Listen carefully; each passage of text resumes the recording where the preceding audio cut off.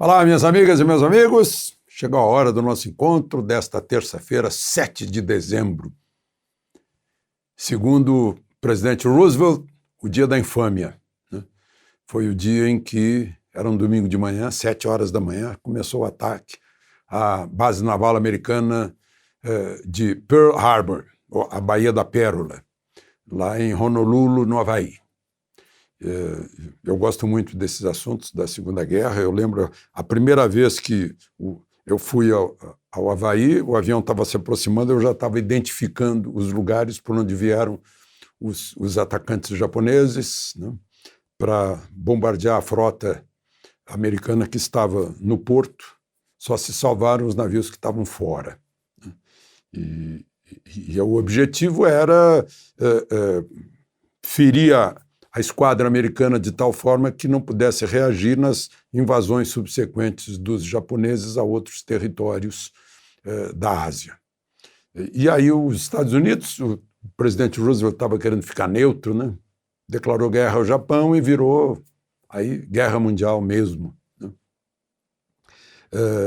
Num outro episódio, uma outra vez que fui ao Havaí, viagem de Tóquio, o avião estava 90% de turistas japoneses. Estavam todos na praia. Não vi nenhum no museu, no memorial, que lembrava aquele domingo de manhã, 7 de dezembro de 1941. Hoje, os dois países são aliados, e muito. Bom, e um outro fato que eu queria lembrar, vejam só, 1676, um dinamarquês, o Ole Rømer, definiu a velocidade da luz, 1676, ele astrônomo. 1866, só para lembrar, o nosso imperador, Pedro II, abriu as águas da Bacia Amazônica e da Bacia do São Francisco para mercantes de todas as bandeiras. E agora, há pouco tempo, 1987, eu lembro disso, a Unesco declarou o Plano Piloto de Brasília como patrimônio cultural da humanidade, ou seja, não dá para mexer em muita coisa que é a característica original do Plano Piloto. Bom, e está cheio de gente querendo mexer, né? É o chamada especulação imobiliária, né? Mas é um grande avanço que no Plano Piloto não pode passar de 6 andares. E tem que ser sobre pilotis, ou seja, não corta a visão. E não há grandes problemas de alturas, né? De passagem de sol, como acontece em Balneário Camboriú, por exemplo, que eu conheci antes e depois da barreira de concreto. Vamos em frente, não esqueça de se inscrever e, ao final, de deixar o seu gostei ou não gostei.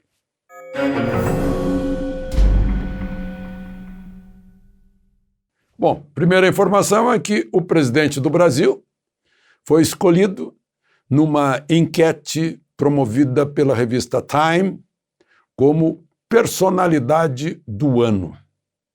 Eu diria que não é surpresa para a revista, porque em 2019 e depois em 2020 ela já considerou o presidente do Brasil como uma das personalidades mais influentes do planeta Terra, né? E agora foi na votação. 9 milhões de pessoas votaram nessa enquete. O presidente Bolsonaro teve 2 milhões e 100 mil votos, fez 24% dos votos. Em segundo lugar, entrou o presidente Trump com 9%, uma grande diferença. Em terceiro lugar, vieram os profissionais de saúde, com 6,3%. Depois, o Alexei Navalny, que é um opositor de Putin, com 6%, e depois cientistas das vacinas com 5,3%. A revista Time vai escolher agora a capa, né? Não significa que seja necessariamente o presidente Bolsonaro, porque depois vem uma decisão editorial, mas ele já se mostrou aí um personagem do mundo, né? Como se tem visto aí nas viagens que ele faz. Bom, ele hoje participou da solenidade de assinatura dos contratos da 5ª geração de internet móvel, o chamado 5G. Deu aí um leilão de 42 bi, acho que o maior leilão do mundo, 42 bi o valor do leilão. E a promessa lá no ato de assinatura é que até metade do ano que vem todas as capitais vão ter 5G. Né? Depois vai para o interior. Que quando começou o governo havia 50 milhões de pessoas fora desse mundo digital móvel, e agora está em 39 milhões e o objetivo é que no ano que vem o ano termine com todo mundo conectado, né? A possibilidade de o interior do país ganhar muito com isso.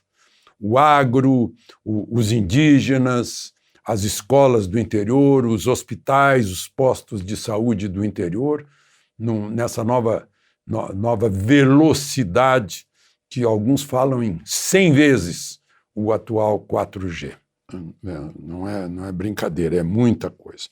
Bom, e enquanto isso, em assinaturas, lá no INCOR de São Paulo, o ministro da Saúde assinou junto com o presidente da Sociedade Brasileira de Cardiologia, o Dr. Celso Amodeu, uma portaria que amplia os cuidados de doenças cardíacas, infarto, acabar com trombos, né? E por que isso é importante? Eu estava vendo os números de hoje, na transparência dos cartórios, a média da Covid, de mortes, a média móvel está em 58 por dia. E a média das mortes por AVC, infarto e outras doenças cardiovasculares, 847 por dia. Dá 14 vezes mais que a Covid. A Covid, nesse ano, teve teve 401.736 mortos, segundo dados oficiais. O AVC, o infarto e as outras doenças cardiovasculares mataram 287.974 brasileiros, segundo a causa-mortes registrada no registro de óbito, né, que é registrado nos cartórios de registro civil. Bom, falando nisso, né, falando em Covid e tal, hoje houve audiência pública na Comissão de Seguridade Social e Família da Câmara dos Deputados, foi uma iniciativa dos deputados Cristo Nieto e Diego Garcia. Essa audiência pública teve a presença, por exemplo, do Dr. Cevajos, Dr. Roberto Cevajos, né? E mais teve lá procurador do Tribunal de Contas do Rio de Janeiro, uma juíza do Rio de Janeiro, deputado estadual do Rio de Janeiro, um perito da Previdência Privada, mais representante do Ministério da Saúde, estão discutindo a história do passaporte de vacina e as vacinas, a segurança e a eficácia.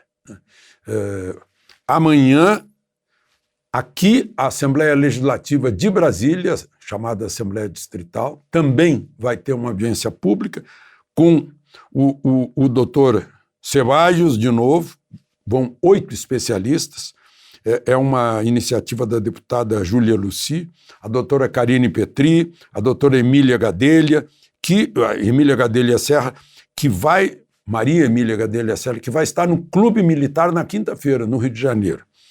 Arlene Graf, quem é Arlene Graf? É a mãe do Bruno Graf. O Bruno é aquele menino que morreu, né? Vocês sabem por quê, né? Então vai se discutir isso. A propósito, hoje, mais uma vez, o presidente Bolsonaro disse que que tal passaporte é uma coleira para controlar o cidadão brasileiro.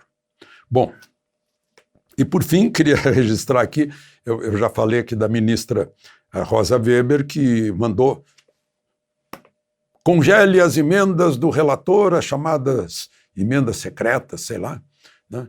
E congele. São 16 bilhões, uns 4 bilhões já tinham sido liquidados, uma boa parte já estava empenhada, já tinha empenho, né? né? E uma grande parte para saúde e para educação. Agora, aí o deputado senador dizendo, de jeito nenhum. Aí a ministra Rosa Weber agora voltou atrás, liberou e disse que havia explicações sobre a transparência, devidas explicações. Na verdade, não houve nenhuma alteração lá. Se está transparente, então derruba o apelido que a mídia deu de secreto, né? Derrogou o apelido. Gente, vocês devem ter notado isso aqui, né? Isso aqui é uma comemoração do nosso 10º ano de formatura. Foi elaborado por 2 colegas, e essas colegas, o nome delas eu vou citar hoje aqui, e eu estou mostrando isso porque dentro de 3 dias vai fazer 50 anos que nós nos formamos em jornalismo na PUC, no Rio Grande do Sul. Jornalismo, Relações Públicas e Publicidade, né? E esse ano a gente não vai comemorar, eu acho que essa Covid aí está atrapalhando muito, né? Mas a gente tem feito encontros a cada 10 anos, né? Vejam, por exemplo, eu vou citar hoje, para lembrar os nomes dos formados em publicidade. Edmar Miliavaca, a Lídia Bilos, que entrou com essa cerâmica Renner, Maria Conceição Fiorese, Maria Glória Lopes Coimbra, a Olinda Isabel Peters, o Pedro Peixoto de Carvalho, a Sônia Equiluz, eu vou dar um sobrenome que ela nem usa mais, Equiluz Bertschinger Zudhaus, que foi quem elaborou isso aqui, e a Vera Regina Bica Pimentel e o Valdomiro Raimundo de Oliveira. Esses se formaram em publicidade. Amanhã eu vou falar sobre os que formaram em relações públicas para dividir com vocês, já que eu não consigo dividir com os meus colegas que não saiu o encontro, mas eu tenho esse encontro diário com vocês e quero lembrar o meu 50º de jornalismo e lembrar os meus colegas. De Brasília, Alexandre Garcia.